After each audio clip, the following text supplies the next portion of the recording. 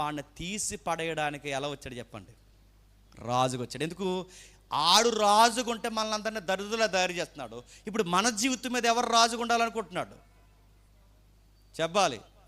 ఆ ప్రభువే రాజుగా ఉండాలనుకుంటున్నాడు. ఆయన మన జీవితంలో రాజుగా ఉన్నాడు అనుకోండి, మన మాట బాగుంటుంది, మన చూపు బాగుంటుంది, మన పనులు బాగుంటాయి, మనం చేసే కార్యాలు బాగుంటాయి. ఆయన మన జీవితంలో మనం రాజుగా అంగీకరించిన, మనం ఏది చూడాలన్నా నా రాజు ఏమనుకుంటాడో, నేను ఏం మాట్లాడాలనుకున్నా నా రాజు ఏమనుకుంటాడో, నేను ఏ నిర్ణయం తీసుకున్నా నా రాజు ఏమనుకుంటాడన్నా, నా రాజు పట్ల భయభక్తులు, స్వామి పూజ నేను కలిగి ఉంటే ఖచ్చితంగా నా ప్రభువు నేను ఎప్పటికప్పుడు ఆరాధన చేస్తూ ఉంటే, నన్ను నేను ఎప్పుడైతే ఆరాధన చేసుకోకుండా నా జీవితంలో నా రాజుని నేను పూజిస్తానో అప్పుడు నేను ఏం చేయకుండా ఉంటాను చెప్పండి?